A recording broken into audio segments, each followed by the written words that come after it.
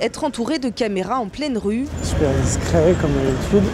Nicolas Gouguin ne semble pas s'y faire. Il veut rejoindre des militants qui tractent. Il faut juste que je trouve un groupe en fait. Mais il ne les trouve pas.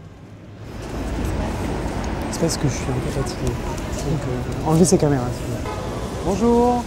La pression est forte pour celui qui représente les pro-mariage pour tous. Il était il y a peu un quasi inconnu. Est-ce que les gens vous reconnaissent dans la rue? Ces derniers jours, ouais. S'ils me reconnaissent dans la rue, ça fait un peu bizarre d'ailleurs. D'autant plus bizarre que ce jeune homme discret de 28 ans n'avait jamais imaginé être un jour à la tête d'un combat national. Moi j'ai un parcours un peu particulier. J'ai eu mon bac en 2002, j'ai fait mes études ensuite à Saint-Étienne, d'abord de la musicologie et du piano au conservatoire. Et puis après je suis tombé dans le militantisme étudiant. C'est à l'UNEF ensuite que je me suis intéressé aux questions de lutte contre les discriminations et de fil en aiguille. J'en suis arrivé à militer quelques années après à l'Inter-LGBT. L'Inter-LGBT est une fédération d'associations qui défend les droits des lesbiennes, gays, bi et transsexuels. C'est elle qui organise la marche des fiertés, l'ancienne Gay Pride. En 2011 et 2012, Nicolas Gouguin y fait ses premiers pas médiatiques. Les textes sur le mariage, sur l'adoption sont déjà prêts. Simplement, il faut encore avancer sur les questions de l'homoparentalité pour prendre en compte toutes les réalités de l'homoparentalité. Depuis l'automne, il fait souvent la une de l'actualité. Les militants l'ont adopté, même s'ils le trouvent parfois un peu trop consensuel. Il a une parole modérée qui est attendue de la part de la tête de l'Inter-LGBT et il permet de canaliser, il sait répondre intelligemment sur les plateaux aux questions des opposants. Donc non, on est plutôt content de son travail. Vous aimeriez qu'il soit plus rentre-dedans ? Un peu, oui. Mais on comprend sa position à l'Inter, c'est vrai qu'il se doit d'une certaine modération. Nous le retrouvons le lendemain, à 3 jours de la manifestation, conférence de presse. Le leader doit convaincre que le rassemblement des antis ne l'a pas impressionné. Il doit répliquer. Donc est-ce que vous avez une stratégie globale, ou je sais pas, Même si effectivement, nous ne disposons pas de mécènes qui nous donnent entre 1 et 1,5 million pour organiser un vaste plan de communication.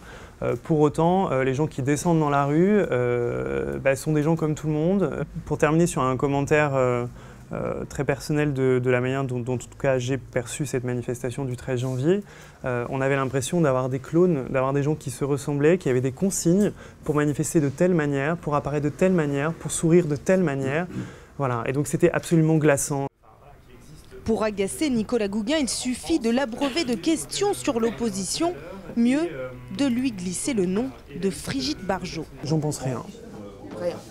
Non, je pense qu'elle n'a pas lu le projet de loi. Je pense je pense que c'est un objet médiatique. Tous les débats pour lesquels j'ai eu affaire à elle, je sentais quand on creusait un peu, elle ne maîtrisait pas les sujets, qu'elle s'est découvert une conviction de manifester pour ces valeurs-là, pour ces causes-là, il y a quelques mois. Mais enfin, je veux dire, nous, ça fait des années qu'on travaille sur le sujet. Un militant bénévole qui en plus travaille. À 19 h, il sort de l'immeuble de la mutuelle dans laquelle il est cadre. À peine dans le métro, il remet sa casquette de porte-parole. Et c'est entre 2 stations qu'il gère ses rendez-vous avec la garde des Sceaux, Christiane Taubira. Bon, 11 h et je vous confirme ça dans la soirée ou demain matin. Ça vous va? C'est noté. Merci à vous. À chaque fois, c'est les rendez-vous qui sont donnés à des horaires pas possibles. Là, c'est lundi à 11 h. Moi, lundi à 11 h, je peux pas y aller puisque je travaille en même temps. Dimanche, l'ancien syndicaliste étudiant espère rassembler plus de 150 000 personnes. Une 60aine de bénévoles s'apprêtent donc à coller des affiches aux couleurs de l'arc-en-ciel. Silencieux, au milieu de la foule, le jeune leader savoure. Il est confiant, persuadé que la loi va passer. Bon elles sont jolies nos affiches. Franchement, quand je vois la différence de... je vous en mets partout. Quand je vois la différence de mobilisation des militants et puis aussi des gens qu'on rencontre dans les tractages, qu'on croise aussi les gens avec qui on discute aussi dans notre entourage, on voit bien que la mobilisation elle va être beaucoup plus importante. Dans son agenda de ministre, il essaye de garder un créneau pour ses proches. Comme Salomé, elle le connaît depuis 8 ans, a vécu en colocation avec lui. Alors forcément, elle le trouve drôle, non, je sais pas, drôle, engagé, tête en l'air,